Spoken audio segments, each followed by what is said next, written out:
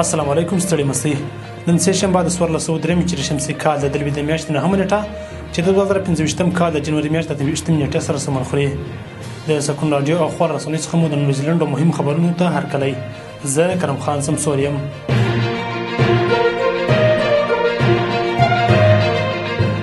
عبدالسلام ضعیف ویلي دي د ښځو د زده کړو ځنډ که ختم سي دا به د ټولو په خیر وي.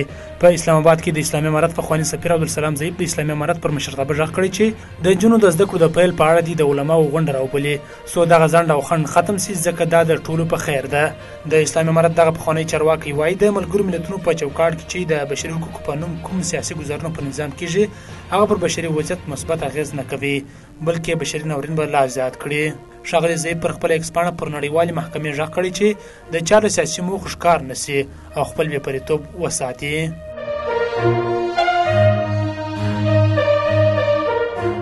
اقتصادي کمیسیون وايي نورستان کې د برېښنا 2 بندونه جوړیږي.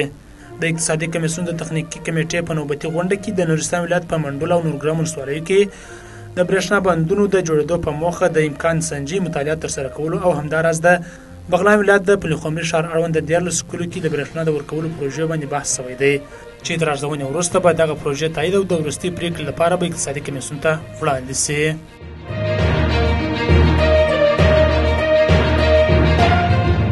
پنجشیر کې لسګونه کورونو ته برېښنا برابره شوه. د پنجشیر د برېښنا ریاست مسؤلینو د یاد ولایت په بېلابېلو سیمو کې د برېښنا رسونې د څو پروژو پلي کېدو خبر ورکړی دی.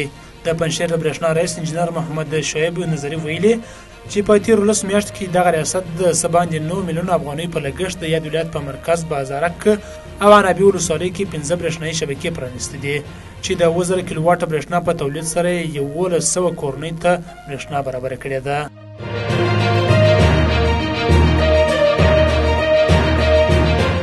چاوی افغانستان کې به د خوارځواکۍ سره مخ ماشومان شمیر ډیر سي.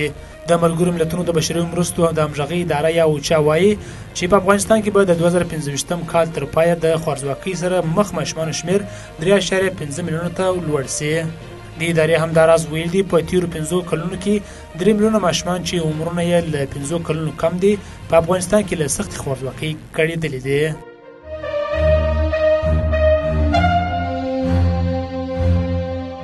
او د امریکا د دفاع وزیر د خپل افغان همکارانو پر ملاتړ ټینګار وکړ. د امریکا د دفاع وزیر بیټ هیکس په خپل لومړۍ کاري ورځ له افغان همکارانو پر ملاتړ ټینګار وکړ. هغه پینټاګان ته د ننوتلو پر مهال امریکا ته په شرایطو برابرو د افغان پناه غوښتونکو د لېږد د برخلیک په تړاو یوې پوښتنې په ځواب کې وویل چې د خپل افغان متحدانو ترڅنګ ولاړ دی. هیکس د امریکا په ځایي وخت د دوشنبې په ورځ په پینټاګان کې د دفاع وزیر په توګه خپله دنده پیل کړه.